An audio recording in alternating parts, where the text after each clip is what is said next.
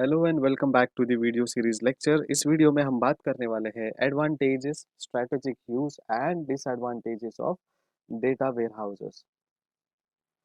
Let's see what are the advantages to the business of this data warehouse. It provides business users with a customer-centric view of the company's heterogeneous data by helping to integrate data from sales, manufacture, service, and distribution, and other customer related business system. Basically business centric sorry ये जो business advantage है data warehouse का या फिर data base का, that is customer centric actually. Customer कौन से types के आते हैं, क्या उनके बिहेवियर है, क्या उनका बाइंग पैटर्न है, उस हिसाब से हम बिजनेस करते हैं, right. Second advantage is it provides added value to the company's customers by allowing them to access better information, ठीक है। And when data warehousing is coupled with the internet technology, तो हम लोग क्या करते हैं, जो भी एडेड वैल्यू है कंपनी के कस्टमर्स को वो हम देते हैं उनको, और प्लस हम क्या करते हैं, उनको इंटरनेट टेक्नोलॉजी के थ्रू जो वेबसाइट्स प्रोवाइड करते हैं उसमें एड ऑन इन्फॉर्मेशन देते हैं। बेसिकली हम क्या करते हैं, कंपनीज के जो भी कस्टमर है यानी जो भी उनके रेगुलर कस्टमर है उनको हम हमारे जो पास डेटा है वो शेयर करते हैं थ्रू वेबसाइट और थ्रू टेक्नोलॉजिकल इंटरनेट टेक्नोलॉजी या फिर एनी टेक्नोलॉजिकल डिवाइस और mode of communication.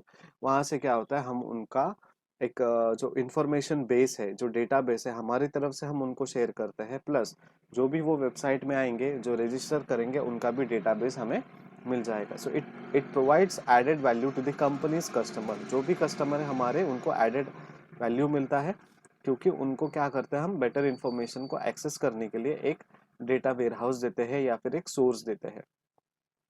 It consolidates data about individual customers and provides a repository of all customer contact for segmentation modeling, customer retention planning and cross sales analysis। तो हम क्या करते हैं, consolidated data मिलता है, but individual customer जो है वो क्या करते हैं, वो रिपोजिटरी देते हैं ऑफ ऑल कस्टमर कॉन्टैक्ट्स, ठीक है। अब ये क्या होता है यहाँ पे, हम सेगमेंटेशन करते हैं, कौन से, मॉडलिंग सेगमेंटेशन, ठीक है। इसमें क्या होता है, कस्टमर रिटेंशन प्लानिंग भी कर सकते हैं और क्रॉस सेल्स एनालिसिस। बेसिकली जो भी डेटा कंसोलिडेट होता है हमारे पास, उन्हें हम क्या करते हैं, एक इंडिविजुअल कस्टमर्स के थ्रू जो रिपोजिटरी है कस्टमर्स के, उसमें हम सेगमेंटेशन करते हैं, कस्टमर रिटेंशन करने के लिए प्लानिंग्स कर सकते हैं और क्रॉस सेल एनालिसिस भी कर सकते हैं। मतलब मिस्टर अजय ने एक बार शॉपिंग की, तो मिस्टर अजय ने अपने फ्रेंड्स को, रिलेटिव्स को फिर लेकर आए क्या, उन्होंने नए कस्टमर्स को इंट्रोड्यूस किया क्या, या फिर उनके पास का जो डिटेल्स है हमारे पास, उससे हमें कुछ फायदा मिलता है क्या, प्लस हमारे ऑर्गेनाइजेशन में कोई और बिजनेसमैन है, ठीक है, जिनका हमारे से ही मिलता जुलता बिजनेस है, तो हम क्या करेंगे, हम उनको एक्सेस करेंगे और हम बोलेंगे लेट्स कोलैबोरेट, राइट। तो क्रॉस सेल्स होता है, कस्टमर रिटेंशन या फिर कस्टमर सस्टेनेबिलिटी प्लानिंग भी हम डेटाबेस से कर सकते हैं। It removes barrier among functional areas by offering a way to reconcile view from multiple areas, thus providing a look at activities that cross functional lines। सबसे पहली चीज, जब तक आपका कम्युनिकेशन नहीं होता तब तक कुछ ना कुछ बैरियर्स या फिर कुछ ना कुछ क्या बोलते हैं, एम्बिगिटीज रहेंगे, अगर आप continuously as a client and as a customer आपका रिलेशन रहा। लेकिन डेटाबेस क्या करता है, ये रिमूव करता है बैरियर्स को। कभी कभी क्या होता है, हमने कोई प्रोडक्ट परचेज किया है, उसके बाद हम जाते ही नहीं है, वो सामने वाला बिजनेसमैन भी या फिर सेल्स पर्सन भी वेट करता है कि यार 2 महीने हो गए, 6 महीने हो गए, ये हमारे अच्छे कस्टमर्स आ नहीं रहे, अब उनसे कांटेक्ट कैसे करेंगे। अगर डेटाबेस है तो वो डेटाबेस क्या करता है, बैरियर रिमूव करता है हमारे फंक्शनल सेल्स को, ठीक है। फंक्शनल एरियाज जो है हमारा सेल्स का काम है, उसके लिए एक बैरियर रिमूव कर देता है।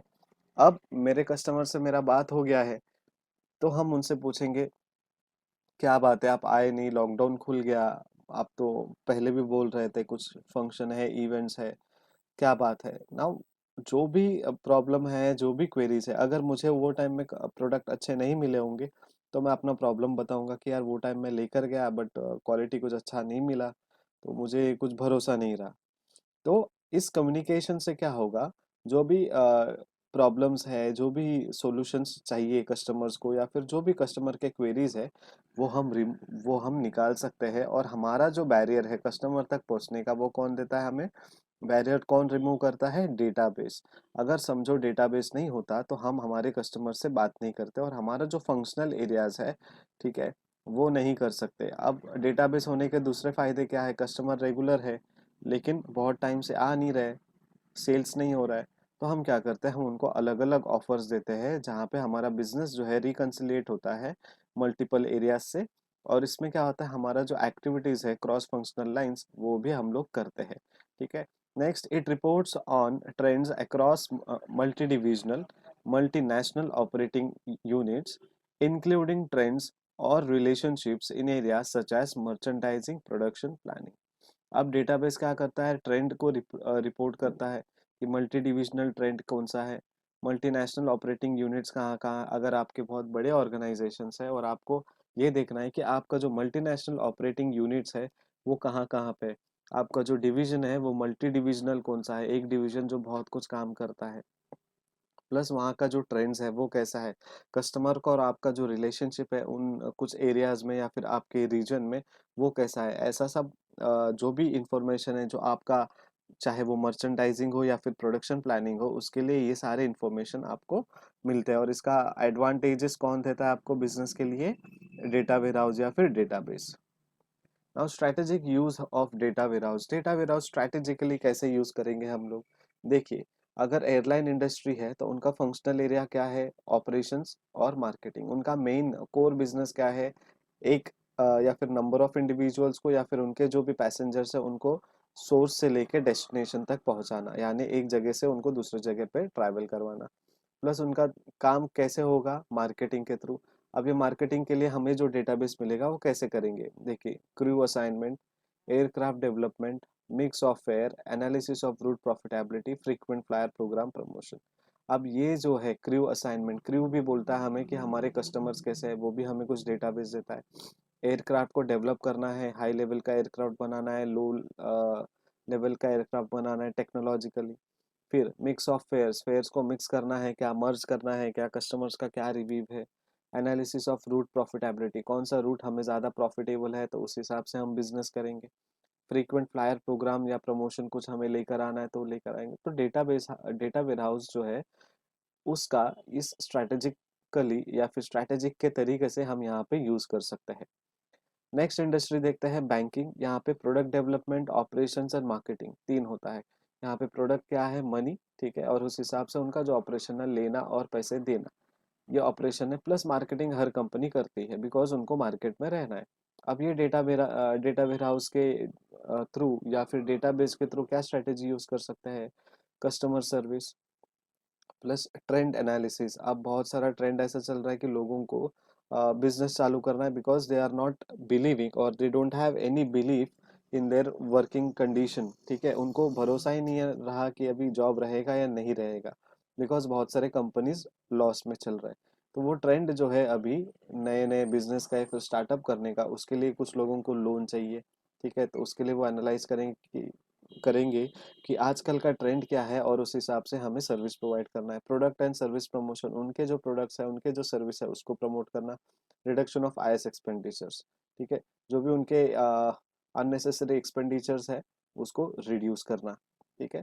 तो इस तरीके से हम स्ट्रेटेजिकली डेटा वेयर हाउसिंग का यूज कर सकते हैं। क्रेडिट कार्ड कंपनीज है, प्रोडक्ट डेवलपमेंट है मेन उनका काम, मार्केटिंग करना है, ठीक है। प्रोडक्ट डेवलपमेंट और मार्केटिंग कैसे रहेगा? कस्टमर सर्विस से सेम इंडस्ट्री है, बस बट इतना ही है कि बैंकिंग में वो डेबिट में काम करते हैं और बैंकिंग इंडस्ट्री के अंदर ही क्रेडिट कार्ड कंपनीज भी आती है जो उनके साथ मर्ज होके काम करती है, अलाइन होके काम करते हैं। तो यहाँ पे कस्टमर सर्विस तो देना है, न्यू न्यू इन्फॉर्मेशन सर्विस भी देना है और फ्रॉड डिटेक्शन भी बताना है कि अगर आप इस तरीके से ट्रांजैक्शन करोगे तो वो फ्रॉड ट्रांजैक्शन है, that is not a genuine transaction. या फिर नया इन्फॉर्मेशन कुछ आया है तो वो भी हमें इसके थ्रू बताना है। ये कैसे पता होगा? जब हमारे पास डेटाबेस होगा तो हम वो इन्फॉर्मेशन दे सकते हैं या फिर उस इन्फॉर्मेशन के थ्रू हम हमारा सर्विस ग्रो कर सकते हैं। ऐसे बहुत सारे हेल्थ केयर के भी है ऑपरेशंस। उनका ऑपरेशन क्या है? पेशेंट्स का ख्याल रखना, लेकिन उनको भी मार्केटिंग करने की ज़रूरत पड़ती है बिकॉज उनका जो ऑपरेशनल एक्सपेंडिचर है उसको रिड्यूस करने के बाद वो हमारा जो भी मेडिकेयर एक्सपेंडिचर है वो मार्केटिंग करेंगे। फॉर एग्जांपल कोरोना या फिर कोविड 19 का जो एक्सपेंडिचर है वो किसी एक पेशेंट को 4 लाख रुपीस आया है, लेकिन आप हमारे हॉस्पिटल में हॉस्पिटलाइज होते हो और कोरोना का ट्रीटमेंट लेते हो, we will treat you under 3 lakh और 3,50,000। हो सकता है सेम कंडीशन आपकी भी हो, लेकिन मिस्टर एक्स जो है वो किसी और हॉस्पिटल में एडमिट हुए, उन्होंने जो एक्सपेंडिचर लिया है मेडिकेयर का या फिर मेडिकल एक्सपेंडिचर 4 लाख हुआ है। मिस्टर बी जो इस स्ट्रेटेजिकली जो डेटा वेयर हाउस है वहाँ पे उन्होंने ट्रीटमेंट लिया है, उनको जो ऑपरेशनल एक्सपेंसेस है या फिर उनका जो ट्रीटमेंट एक्सपेंसेस है वो कम पड़ा। अब यहाँ पे क्या होगा, ये ऑपरेशनल एक्सपेंसेस या फिर उनका जो एक्सपेंडिचर है कम पड़ा, तो इससे इनका मार्केटिंग होने का चांसेस है। अब ये क्या करेंगे, उनके फैमिलीज का जो इन्फॉर्मेशन है वो लेते हैं, रिलेटिव्स का इन्फॉर्मेशन है वो लेते हैं और टाइमली इनको कांटेक्ट करते हैं कि we are providing some health checkup, free health checkup, health checkup at discount. ठीक है, तो ऐसे कुछ ना कुछ तरीके से वो अपना बिजनेस को बढ़ाते ही है। इन्वेस्टमेंट एंड इंश्योरेंस कंपनीज के भी कुछ फायदे हैं, रिटेल चेन्स के भी फायदे हैं, टेलीकम्युनिकेशंस के भी फायदे हैं। ठीक है, देखते हैं प्रोडक्ट एंड डेवलपमेंट, ऑपरेशन से मार्केटिंग, सबके प्रोडक्ट और डेवलपमेंट और ऑपरेशन और मार्केटिंग सब सेम रहता है, बट इनका जो स्ट्रैटेजी है वो अलग रहता है सबका। ठीक है, investment and insurance is a service, और इस सर्विस सेक्टर में क्या मिलता है, देखिए स्ट्रैटेजी, रिस्क मैनेजमेंट के लिए हमको स्ट्रैटेजी मिलती है डेटा वेयर हाउस से। मार्केट का मूवमेंट क्या है, उनका एनालिसिस कैसा है, वो लोगों के डेटा के हिसाब से हमें पता चलता है। कस्टमर की टेंडेंसीज क्या है, उनका एनालिसिस करना, मतलब कस्टमर इन्वेस्ट करना चाहते हैं नहीं करना चाहते, कौन से कस्टमर एक्टिव है कौन से कस्टमर इनएक्टिव है, सारे कस्टमर का जो पोर्टफोलियो है वो कैसे है और वो कैसे मैनेज हो रहा है। ठीक है, रिटेल चेन डिस्ट्रीब्यूशन और मार्केटिंग का काम है उनका। रिटेल में trend analysis, buying pattern analysis, pricing policy, inventory control, sales promotion, optimal distribution channel, ये सारा हम स्ट्रैटेजिकल यूज कर सकते हैं बिकॉज ऑफ डेटा वेयरहाउस। इन सारे रिपोर्ट्स हम कहाँ से ला सकते हैं, ये हम ला सकते हैं डेटा और डेटा वेयरहाउसिंग से। Same goes with telecommunication, personal care and public sector. ठीक है, सारे स्ट्रेटजीज आपके पास है, आप एक बार नोट डाउन कर लीजिए इसको अच्छे से स्क्रीनशॉट लेके, और उसके बाद आप देखिए कि ये इंफॉर्मेशन कहाँ से आता है कैसे आता है। ठीक है, जब अगर आपके पास डेटा नहीं है तो आपको डिस्ट्रीब्यूशन डिसीजन लेने की बहुत ज़रूरत है, लेकिन वो कैसे लेंगे, आपका प्रोडक्ट कहाँ पे डिस्ट्रीब्यूट हो रहा है वो आपके पास लिस्ट ही नहीं है। ठीक है, आप अपने माइंड का भी जो है डेटा रिकॉर्ड कर सकते हो, आप दिन भर का जो है शेड्यूल आपका लिख लीजिए एक पेपर में, ऐसे आप 10-15 दिन कीजिए, उसके बाद आप एनालाइज कीजिए कि आपका टाइम कहाँ पे वेस्ट हो रहा है ज़्यादा, प्लस आप मोबाइल डिवाइस कितना टाइम यूज़ कर रहे हो, आपका खाने में कितना टाइम जा रहा है पूरे दिन में, लंच नाश्ता स्नैक्स जो भी है। ठीक है, सारे लिख के लीजिए। और फ्रेंड्स से कितने बार मिलते हो, आपके जो कॉलेज लेक्चर्स है, वीडियो लेक्चर्स, ऑनलाइन लेक्चर्स, वो कितना अटेंड करते हो, ऐसा आप एक डेटा मेंटेन कीजिए एक दिन, डे 1, डे 2, डे 3, डे 4, ऐसे 15 तक करिए। और 15 डेज के बाद आप एनालिसिस के लिए बैठिए। देखिए आपको जो भी यहाँ पे स्ट्रैटेजिक यूज़ के लिए इंफॉर्मेशन दिया है ये उनके बिजनेस के लिए, लेकिन आपका जो स्ट्रैटेजिक रहेगा वो आपके नीड एंड डिमांड के हिसाब से होगा। आपको क्वेश्चन ये अराइज होता होगा कि दिन भर घर पे फिर भी पढ़ाई नहीं होता हमारा, तो टाइम वेस्ट कहाँ होता है, तो ये कैसे पता चलेगा, जब आपके पास डेटा होगा और वो डेटा रिटर्न फॉर्म में होगा तो वो पता चलेगा। ठीक है, तो ऐसे भी आप अपना स्ट्रैटेजिकल यूज कर सकते हो डेटा का। और बहुत सारे इंडस्ट्रीज को डेटा वेयरहाउसिंग की बहुत ज़रूरत होती है और स्ट्रैटेजिकल उसका यूज भी होता है। Let's see the disadvantages of data warehouses. Data warehouses are not the optimal environment for unstructured data. देखिए unstructured data है तो आप उससे कोई optimal returns या फिर final आंसर्स नहीं निकाल सकते बिकॉज अनस्ट्रक्चर्ड है। किसी को अगर ABCD नहीं आता है तो वो अपना जो सेंटेंस फ्रेम जो करता है वो कर नहीं पाएगा बिकॉज ही डोंट नो कि डेटा को कैसे फिट करना है। वैसे ही अगर आपके पास ऐसा कुछ डेटा है जो स्ट्रक्चरल नहीं है, आपको नहीं पता इसमें से रीजनल कौन से है, आपके कल्चरल बेस्ड कौन से कस्टमर है, फेस्टिवल में आने वाले कस्टमर्स कौन से, रेगुलर कस्टमर कौन है, दैट इज अनस्ट्रक्चर्ड, तो ये डिसएडवांटेजेस होता है।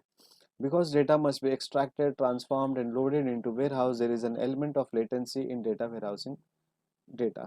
ठीक है, तो डेटा हम लोग क्या करते हैं ऑनलाइन सिस्टम से, करंट जो ऑपरेशंस है उसमें से हम लोग एक्सट्रैक्ट करते हैं, किसी और सिस्टम में लोड करते हैं, तो एलिमेंट ऑफ लेटेंसी मतलब डेटा जो आपके पास आ रहा है वो लेट भी पहुंच सकता है।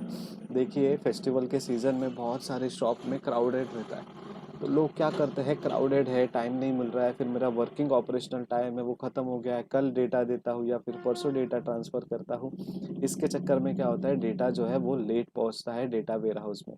इस वजह से कभी कभी एनालिसिस या फिर कुछ नए स्कीम्स लेकर आना है जो आपके कस्टमर बेस्ड है, या फिर कस्टमर सेंट्रिक आपको कुछ एक्टिविटीज़ लाना है, तो वो एक्टिविटी करने में लेट हो जाता है। Over their life data warehouses can have high cost, maintenance cost और ओवर द लाइफ जितना ज़्यादा आप डेटा वेयर हाउसिंग करते हो या फिर डेटा वेयर हाउस में डेटा कलेक्ट करते हो, उसका कॉस्ट दिन ब दिन बढ़ते जाता है। और सबसे ज़्यादा कॉस्ट आपको उनके मेंटेनेंस में होता है, बिकॉज आप जो सिस्टम यूज़ कर रहे हो, जो सर्वर यूज़ कर रहे हो, उसको रिपेयर और मेंटेन करना बहुत इंपॉर्टेंट है। एक बार आपका सिस्टम खराब हुआ मतलब पूरा का पूरा डेटा जो है एक शॉट में ख़त्म। विद इन अ मिनट्स आपका डेटा डिस्ट्रॉय होने के चांसेस है। Data warehouses can get outdated relatively quickly. Data जो है वो आउटडेटेड हो सकता है, जैसे कि आप देखिए कोरोना पैंडमिक आया मार्च में, उसके बाद से सडनली 3 महीने लॉकडाउन था। अभी भी धीरे धीरे खुल रहा है, अभी भी पूरा हमने अपना जो लाइफ है वो शुरू नहीं किया है। तो इसमें क्या हुआ, सडनली क्या हुआ, कुछ डेटा जो है आउटडेटेड हो गया। बस कॉन्टैक्ट नंबर हमारे पास है, उनका नाम पता है, कुछ कुछ लोगों के एड्रेस पता है, लेकिन क्या उसका हम यूटिलाइजेशन कर सकते हैं? क्या वो वही ट्रेंड से, वही पद्धत से हमारे पास शॉपिंग करेंगे? क्या उतने ही कॉस्ट हमारे पास स्पेंड करेंगे? नहीं, वो डेटा अब जो है आउटडेटेड हो गया, अब आपको थोड़ा नया फर्निश करना पड़ेगा। सो इस वजह से एडवांटेज हो जाता है। There is a cost of delivering suboptimal information to the organisation. Suboptimal information और कुछ अलग अलग इंफॉर्मेशन जब ऑर्गेनाइजेशन को चाहिए रहता है तो वो थोड़ा कॉस्टली पड़ जाता है, और वो जो इंफॉर्मेशन डिलीवरी सिस्टम है उसमें भी कहीं ना कहीं कॉस्ट लगता है। There is often a fine line between data warehouses and operational systems. Data warehouse और ऑपरेशनल सिस्टम्स में एक छोटा सा लाइन है, because data is basically about your customer, कितने लोग आते हैं, कितना सेल्स होता है। यहाँ पे भी ऑपरेशनल सिस्टम में भी हम लोग वही रिकॉर्ड करते हैं, बट ये रिकॉर्ड होता है और इसको हम यूटिलाइज करते हैं फॉर एनालिसिस या फिर डिसीजन मेकिंग्स के लिए।